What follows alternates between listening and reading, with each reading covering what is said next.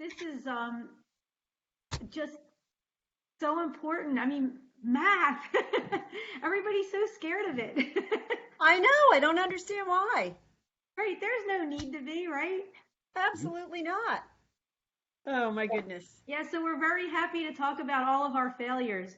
And yeah, it's just it's I can't wait. So I was just fixing Alvin's title. I had Alvin as an engineering major at Temple, and he's now an engineer, computer That's hardware awesome. engineer. Yeah. Wow. Where is Alvin? Is that Over Oh, here. there he I'm is. here. He's right there. Well, so as I point, of course, you can see who I'm pointing to, right? I'm like, there he is. Look. Wow. So we'll see. Okay, so Alvin, you are an engineer right now. Yes, please. Yes. So what's next for you?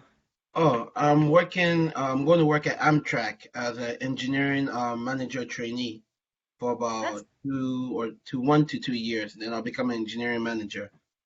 wow. That's awesome. Oh yeah, thank you. Yeah, I'm very Congratulations. proud of Alvin. So I'm so excited, but also we're gonna miss him. I was just going to say that Sad, seeing you but at Bucks does not fit into all of this, does it? I Um, love to lose my students to success. Yes. Yes. yep. Absolutely. So, Okay, so yeah, well I'll start at 10, I guess 10:25, and if nobody else comes in, we'll have a nice discussion. This is really that's important because I'm so happy that you're here because it relates so highly. There's such a connection, like I said, with the math and with what we're trying to emphasize is this covers all subjects, all professions, all right. classes. Yeah, Yeah. anyone's class. So Yeah. But I know STEM wise, all of STEM is related. You can't yeah, do one without absolutely. another. So this was interesting. This is the first time I've done anything with blue jeans. Oh, okay. Yeah, I had a big problem with blue jeans in terms of I still have a problem. I had to contact the help desk. I was getting close.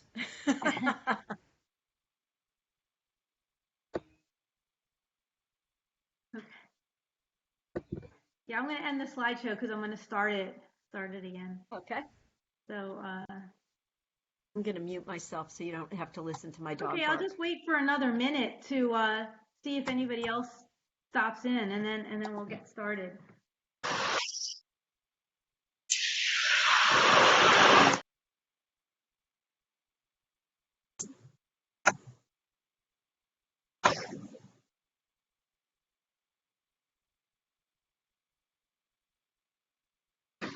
I'll just give everyone one more minute, and then we'll start our discussion and sharing.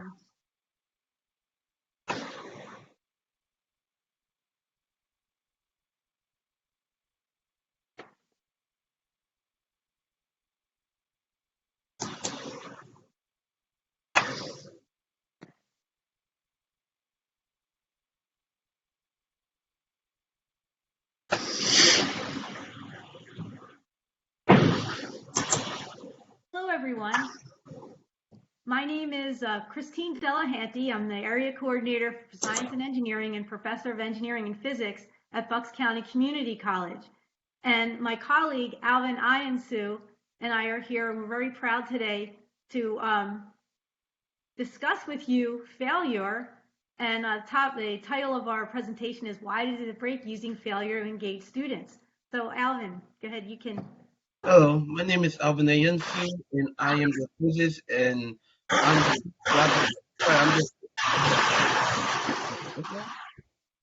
sorry.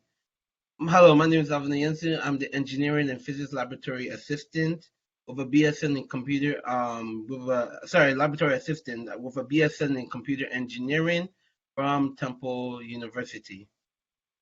Yes, and we're here today to discuss all of our failures in the process of producing a product and finding a solution. And we want to talk about how the engineering design process is used throughout any career, any profession, and in everyone's everyday life.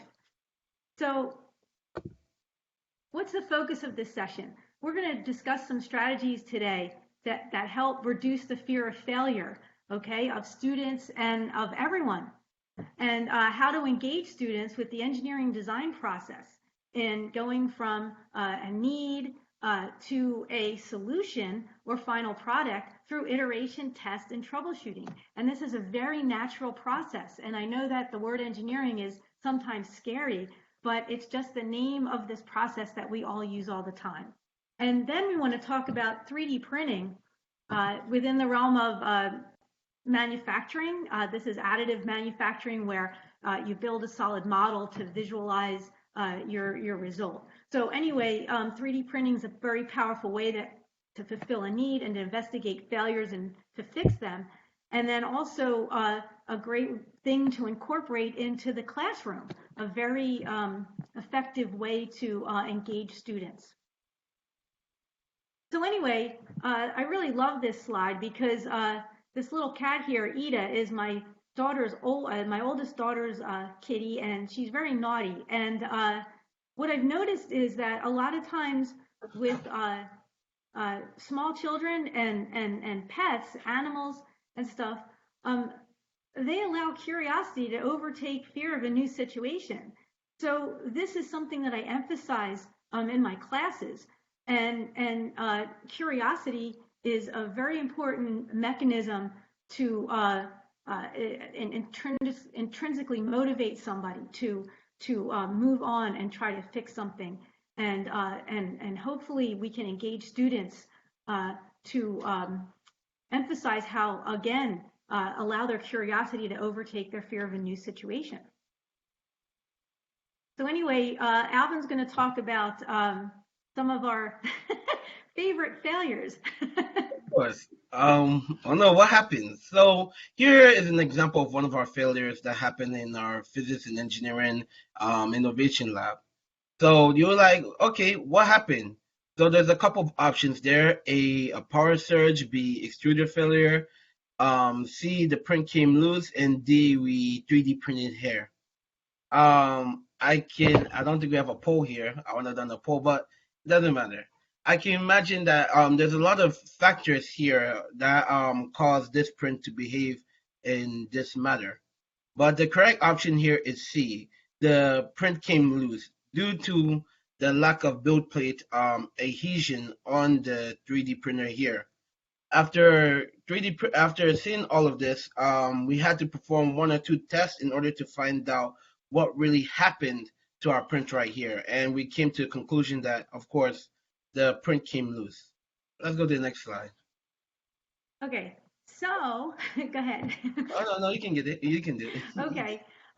What I try to emphasize to my students in my classes, that failure is an invitation. Okay, we see something, it's like, oh my goodness, and immediately think to yourself, what the heck happened here, and what can we do to fix it? So, of course. So this is what we found out when we investigated further. After clearing out the 3D printed hair, and after retrieving the parts of the 3D print that is still intact, we had to actually look through the build plate and see what actually happened to the print. Seeing that at the bottom of the print, you can see in the Ultimaker picture that at the bottom of the print actually came loose, or actually is actually laying flat on the ground. We realize it's build plate adhesion. When 3D printing, we realized that there's a lot of vibration we did not take into account when designing and printing the model. Due to set vibrations, the models tend to wobble on the build plate, hence falling out. And once it falls, the extruder does not know whether the model is still standing up or if it fell. So because of that, it continued 3D printing, like it was programmed to do. Hence, we got our 3D printed hair. Please, let's go to the next slide. Of course, when it comes to failure or troubleshooting, one does not need to be an engineer to find this out. Any normal person with the right amount of curiosity and testing can find out why a certain print fails or why are we in certain situations. Let's do the next slide. Now, now we ask, why did this break right here? These are some of our famous failures or famous errors. I call them internal errors in our 3D printing lab. As you can see with the first picture there, the first picture there, when I did my investigations, I realized that the tension cable is a bit loose. Hence, we made a shaky face shield. The other two pictures, we realized that due to lack of cleaning or due to the lack of cleaning of the extruder heads, there was a backfill backfill, meaning that the extruder has kept on heating up filament but had nowhere else to go. So it filled itself. It kept on filling itself until you know it blew up with filament, of course. So yes, so that's why the other two actually failed as well. Professor, I have to take it back to you.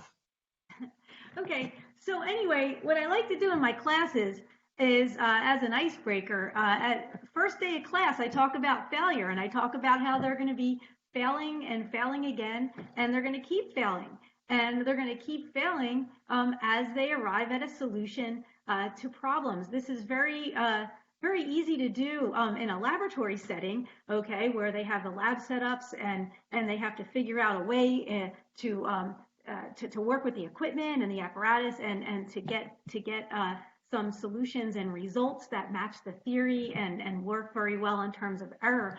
But within the realm of solving problems and working through learning concepts and stuff like that, it's very important to instill in the student very early on that they are expected to make mistakes. They're expected to work through a multi-step problem or a multi-step iterative process to get to the solution to the problem. So anyway, I like these quotes here and I use them, and change your thoughts and you change your destiny. Very, very important to say, hey, look, failure is a part of my everyday being, and it's used as a mechanism for success. So anyway, I like my students, and again, these are in my classes. Why did it break? Why doesn't it work? What happened? And then how can we fix it? You can do this in any course. There are within history, within literature, within economics, within any profession, any course.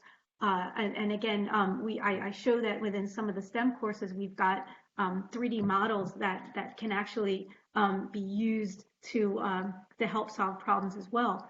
So anyway, it's important to assure the students at the very beginning of the semester, and I really like to do this, and I know that eventually they become more comfortable, that they are expected to utilize an iterative process of learning and achieving. So anyway, I love this slide because again, within the realm of the laboratory portion of the course, this is a very easy, very easy to discuss the importance of failure within the realm of learning. So anyway, this is an electrical lab. Okay, so this electrical mess right here is a student built circuit. Okay, so I teach mechanical classes and electrical classes. So what they need to do is they need to build a circuit that matches a computer simulation as well as theoretical calculations that they make. So anyway, this is so much fun for me to watch the students, and I emphasize to them, you're free to fail. You are free to build your circuit and test it, again, within safety, and we talk about that, and make sure that it matches the simulation, matches the calculations.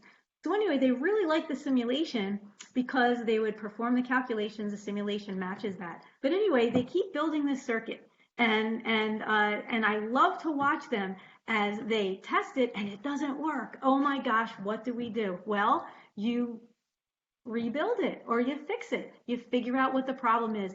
And the sense of fulfillment when they finally figure out that this wire was incorrect or something like that, or they need to rebuild the circuit, and the numbers match, the voltages, the currents, etc. match. So anyway, it's very important to make them feel at ease within the realm of lab. And I try to do that. I give them plenty of time to fail and fix. So what they end up doing in my classes is failing forward. And again, this is a hands-on hardware matching, computer software matching handwritten calculations. They all have to match, okay? So anyway, are my calculations wrong? Is the simulation wrong? Is the breadboard wrong? So anyway, it's very wonderful, and the students, many of them, most of them, all of the students that I've had end up being able to construct a circuit that matches. And the looks on their faces and the level of fulfillment through that iterative process is just very, very meaningful to me. I really love to see their faces when the numbers finally match. And what I like to do is, within the realm of case studies, other people's failures, okay? And again, this can be done throughout and any of the majors or any of the classes. Emphasizing someone else's failures and say, what did they do? How was a solution accomplished here? How was this failure fixed? So anyway, it's very important to emphasize that we fail all the time, and I think it's just the word that's scarier than anything else. So I have them fail early and often, and fix things and learn from it. So anyway, and I tell them that they're supposed to have fun. Okay, I tell them within again, solving group problems, working on they like to work together in groups to solve problems, as well with that connect to the theoretical concepts. And I tell them, put their heads together, think of the solution, and expect to fail and fix. And I tell them they have to have fun doing it. I tell them the value of what they're doing, the value of some of the equipment. Now, like I said, within the realm of lab, that's easy to do, discuss the value of the equipment they'll be working with and how they're going to learn and remember. Okay, failure forces you to remember. So it's very important part of the learning process. I love this quote from Winston Churchill: "Success is the ability to go from one failure to another with no loss of enthusiasm." And this occurs all the time when we are babysitting Michelle's cat, Ida, okay? And we have to keep her away from our cat, Charlie, because Charlie doesn't like any friends. She's older, and Ida's very young. And she's managed to escape through several different doors. She's managed to escape so many different times. And she has a big section of the house, but she wants the whole house. So anyway, the bottom line with failure that I like to emphasize here is never give up. Never give up. Okay, there is a solution, and there's a process to arrive at it. And the blocks are here to remind everyone that this engineering design process, or failing and fixing, and failing again and fixing again to arrive at the solution, is something that I see a lot within again, pets. Goal, right, means to an end, and then children playing. They'll build with these blocks. The blocks will fall. They'll rebuild and rebuild again. And again, I tell my students and to make sure that they have fun.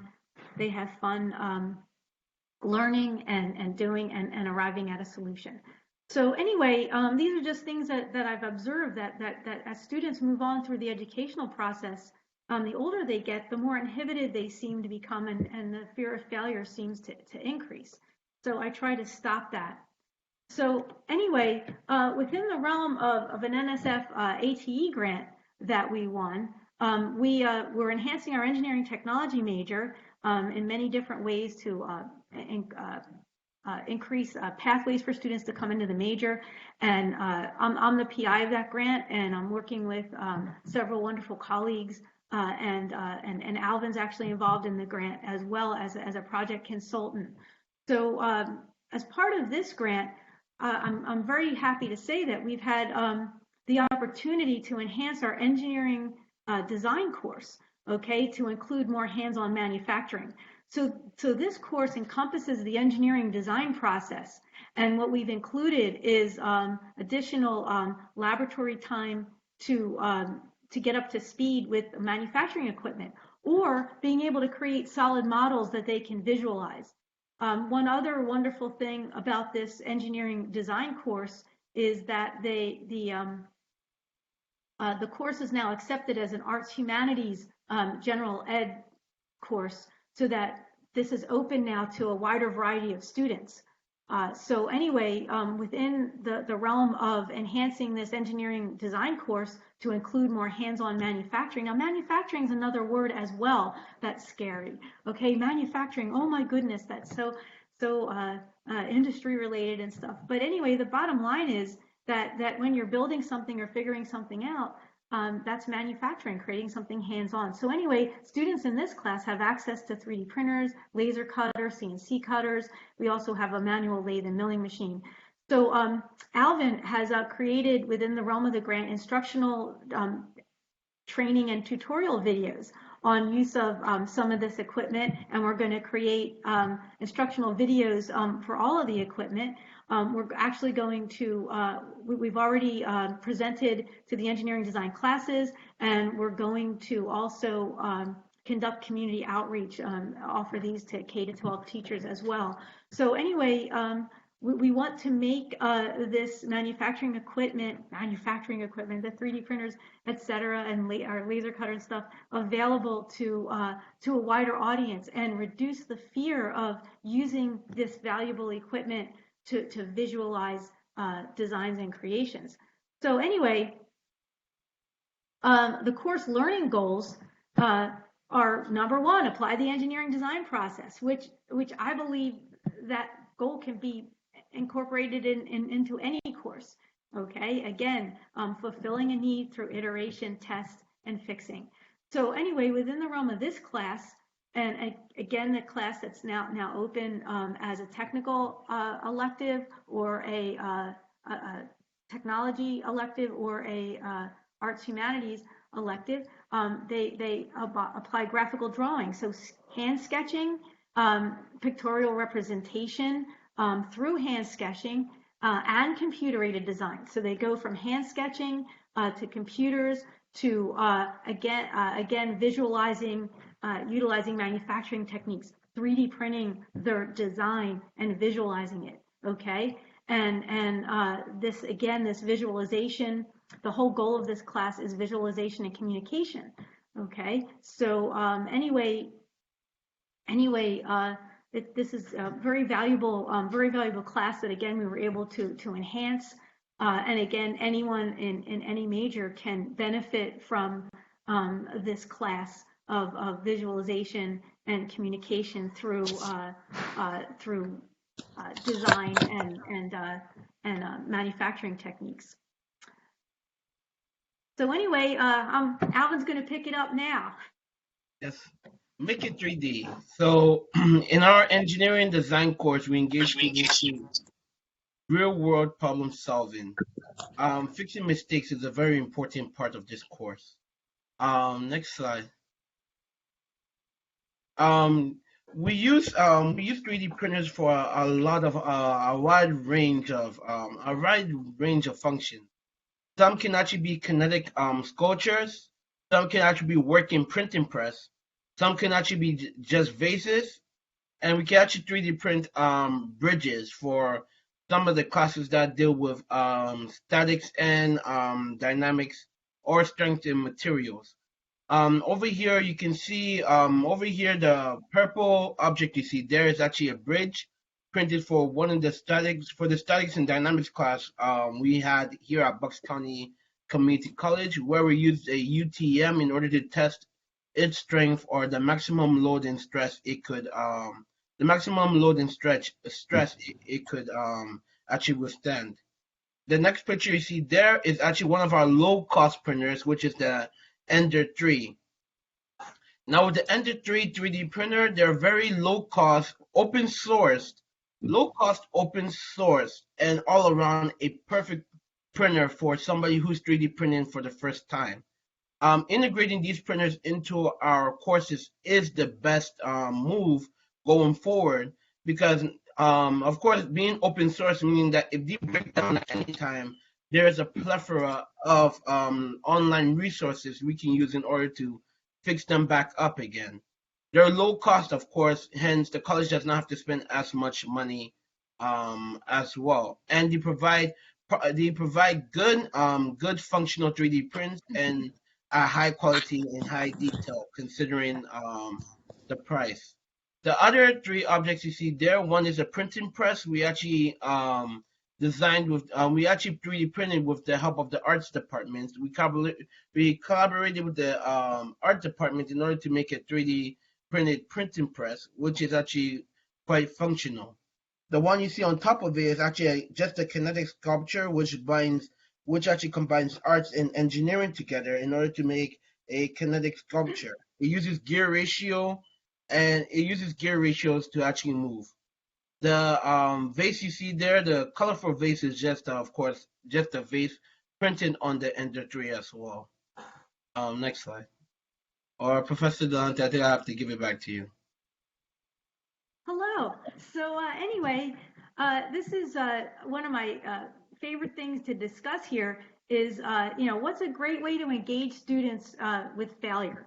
3D print something, okay? So anyway, establish a need. And establishing a need can happen in any class.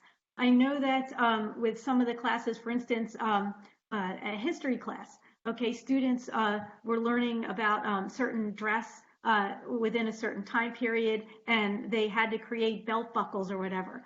So they designed a belt buckle and within a period belt buckle, and then 3D printed it. Okay, I know with other classes like such as archaeology, for instance, they investigated the evolutionary process by 3D printing different skulls and stuff like that, and different other things. So anyway, these are just two classes, but this 3D printing and solid model visualization can be used in every single course. So in every single major profession, et cetera. So anyway, establish a need. All right. So our need with this particular example I want to have is whistles, and I'll talk to you more about that. So you establish a need. We want to create some whistles for an event or something like that. So anyway, this is the process. You either create something or you can download existing files, import it into the 3D printing software, adjust the settings, and it's pretty easy to do, pretty user-friendly, and then send the print to the printer and then wait for it to finish. And then, oh my goodness, it doesn't work. Okay, so this is where curiosity overtakes your fear of failure. All right, so this thing doesn't work. We have to solve a mystery. So anyway, this particular mystery, and this actually happened, involved two whistles. All right, so we wanted to make some whistles, and for instance, they look identical, don't they? One works and one doesn't. All right, so this particular whistle that didn't work, that came off hot off the presses, had a lot of problems. Couldn't get any sound out of it. Okay, so I like to show this to students. The one whistle works perfectly. So what happened? This is where, again, you've got to fulfill this need. We want to create a whistle that works for a certain application or event or something like that. What happened? So anyway, the whistle that doesn't work happened to have incorrect software settings. So they look the same and they were visually identical, but the one functioned and the one didn't. So anyway, it's so easy to figure out what happened after you press your fingers and cover up any holes that allowed the sound or the air to escape through the sides. So anyway, the sound comes about when the air is contained in the whistle and comes out the top. So anyway, it's very easy to adjust and fix. We were able to increase the number of layers or whatever on the whistle, and we were able to get sound out. So this is a really neat exercise that engages students, and again, it's a perfect combination of engineering and physics here, and then problem solving. Okay, so one works, one doesn't. Think about what may have happened. So curiosity and failure and fixing. So anyway, this whole idea of additive and subtractive manufacturing, I have some memories here, some wonderful memories of these incredible student projects. where we've encompassed the engineering design process. We've used our manufacturing techniques and stuff. Alvin's in a couple of the pictures. Okay, one with this is a trebuchet catapult competition. Okay, where students had to build a trebuchet, and they did. This is our winning team here. And then we have had several student projects through grants where students were able to build things. This is an innovation on a wind tower, and this is our team with Alvin present here, where they presented to Pico, okay, their concept on a wind tower as an alternative solution, alternative energy solution. So very enjoyable memories here. Alvin will talk a little bit more about these other things that we've 3D printed. But anyway, student engagement is the utmost importance. And with all of these projects, there were multiple, and Alvin, you can tell that, right? Multiple failures. Of course. Yes. All the way throughout. But anyway, we'll go on to the next slide. The inspiration that we have here is exciting the students. So within the realm of some of these grants, we've also been able to do community outreach, where we've introduced this idea. We bring all of our failures with us, okay? So we had grants through Pico Energy, Dow Chemical, and NSF, where we've been able to go into the K-12 schools and show them the things that we've messed up and show them 3D printing in action here. So these are some of the classrooms we visited, and again, the whole idea with the whistle was enjoyable to present. And this is a quad rotor competition where some of our Buck students, a Buck student team, invited a local high school to participate in that. We bought them supplies and stuff, and some of the quad rotor parts we were able to 3D print as well. So now Alvin's going to take over here. These are some of our 3D printers. Here at Bucks County Community College, we have a lot of 3D printers in our innovation labs, some being the Flash Forge, the Ultimaker 3, 2, and 5, the Stratus F170, and MakerBot Z18. Each printer has its own limitations and its own dimensions and its own software it uses. With a Flash Forge, it uses Simplified 3D. The Ultimaker 2, 3, and 5, it uses Kira. The MakerBot Z18 uses the MakerBot desktop, and the Stratus F170 uses GrabCAD. Next slide, please. Now, with each printer, like I said previously, has its own capabilities and limitations. The Flash Forge, it having a small print area and having a lot of finishing work to be done every time it prints a model. The Ultimaker 2 has a single extruder, and since it's an older model, it always needs a bit of repair. The Ultimaker 3 has a dual extruder. It has minimum finishing work when printing.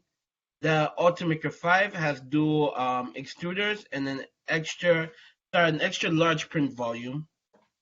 The MakerBot Z18 has a very large print volume, a single extruder, some finishing work depending on the software settings, of course. The Stratus F170 is a much more expensive option because of the filament and how much the printer costs, of course. But after soaking its print in the solution, there is no finishing work at all needed. Next slide. We have, with our printers, there's sometimes things can go wrong, of course. Hardware issues and software issues. Hardware issues being filament jamming, extruder jams and failures, plate leveling, and loose belts, broken fans, and wiring. Firmware issues or software issues has mainly to do with the settings you're going to use in 3D printing. So sometimes it could be updates to software required but not updated, incorrect inputs to the slicing software, such as the amount of info you're using, the type of build plate adhesion you want, and the support and layer height, of course. All in all, failure at its best, of course. Next slide, please. So these are some of our failures when it comes to 3D printing. As you can see with the skull you see there, it went down to a power outage. Therefore, the printer actually stopped, so the skull could not be completed. That blue mess you see there was because there was a lack of build plate adhesion on the bed, so the prints actually moved, and because it moved, the printer kept on printing regardless. The frog you see there and the frog you see there and the half completed white thing you see there as well is a result of filament jamming. The the extruder you see over there was a smart extruder belonging to the MakerBot Z18, and that is caused because of the extruder jams. When the extruder jams, there's a backfill of filament, as I showed you earlier. Hence, because of that, the extruder kept on heating. The filament kept on liquefying, but it had nowhere to go, so a backfill. So that's why that extruder looks like that. And if you can see the red objects you see there, it was because of a loose belt, of course. The belt, it not being tight enough, causes the printer to actually shift when it's printing. Next slide, please. So there is a lot of problems that occur from 3D printing. Like I said, software issues. So spacing between. So well, let me give you a backstory right here so that you guys will understand what's going on properly. During the COVID-19 pandemic, we had to 3D print face shields for Bucks County for both our security and STEM department and nursing department, and we also 3D printed some to send externally. Because of that, we ran into a lot of issues, of course, and the method we used in order to print all of this was a stacking method whereby we layered prints on top of each other. Some of the issues that arises from this was because of the spacing issues we have, the space not being wide enough or big enough for us to print on top of each other. Sometimes there's not enough infills. Sometimes the belt get loose, so therefore it actually shifts the prints. It shifts a lot when printing. There's a lot of filament jam, of course, and sometimes broken extruders. So that's why we ran into a lot of problems, a lot of failures like this. But the best part about this is that we found a way to understand and move on from these type of failures because we're able to, of course, we're able to fail, but after failing, we found out what went down or what's wrong with it. So we managed to fix it. Therefore, we no longer run into these problems as much or as often. Next slide, please. So, yeah, we have there's a lot of failures affecting, not only when it comes to printing, but also when it comes to, um, when it comes to printing, but also comes to delivering of our PPE, which is the previous slide you see there. Some of the problems arises with when it comes to hardware and software problems of the 3D printers. Sometimes it's the supply issues with the vendors. When 3D printing, you have to find out what type of filament works with what type of printer. And even with the filament, you need to know which company gives you the best filament or not. Sometimes there could be delays in shipping. There's also a lot of time setback when it comes to repairing broken equipment, and of course, campus protocol as well, and work schedules as well. But as engineers, we always find a way to overcome these and fix the problem. Professor, I think I'll give this back to you. Hello. So anyway, as far as all these failures in fixing, what I like to do is I like to show the students all of this in my classes. So anyway, what we're also doing is finding ways to incorporate these failures and the additive and subtractive manufacturing, like I said, for instance, through 3D printing, into these classes. So of course, it's a part of the engineering design course, where students utilize these, learn how to use the printers and utilize this stuff. But I've also included this idea of failure and fixing through 3D printing and solid models into physics, statics, strength, and materials courses. We've been able to analyze failure modes and functions and stuff like that. We've also talked about case studies and investigations, and innovative solutions to real world engineering problems through failure. So I've really enjoyed, again, this stuff's colorful, this stuff's happy, this stuff's fun to look at, but it's also very important. There's a practicality and an engineering reason for everything that we've done. So anyway, let me just, next slide, Alvin will take over and show you some of the things that we've 3D printed for.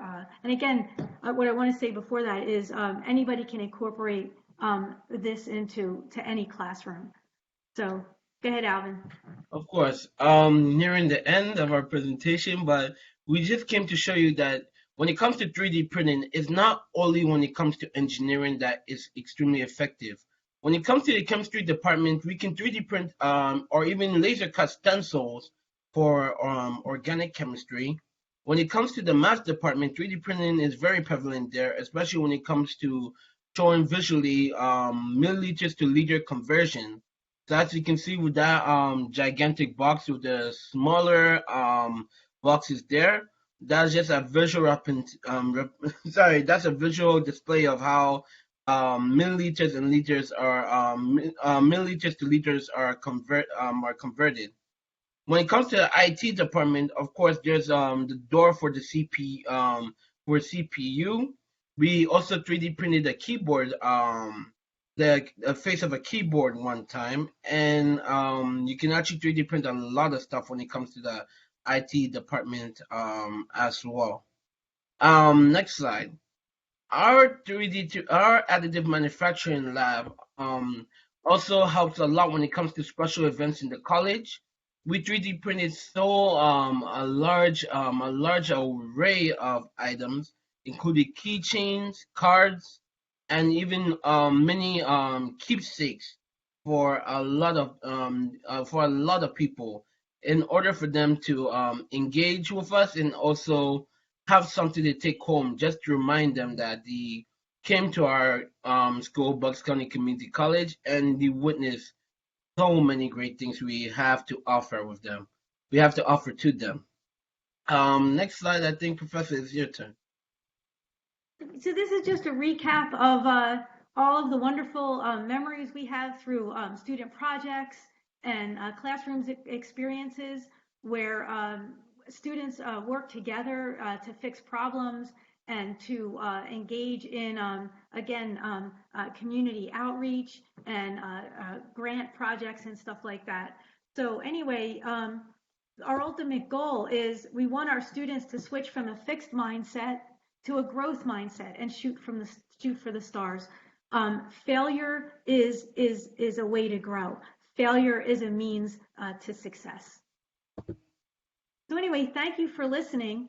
And if anybody has any questions or any comments or any ideas, please email us. Thank you so much for listening to our presentation. Thank you.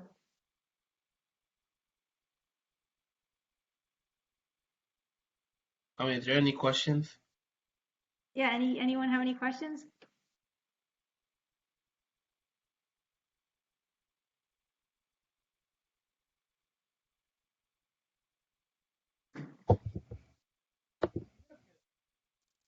Okay, well, thanks so much, everybody. I hope that we helped. If anybody needs anything or wants to know anything more about 3D printing or involving failure into your classroom, just let us know. Thank you. Thank you so much. Yes. Have a great day. All right, bye. Bye.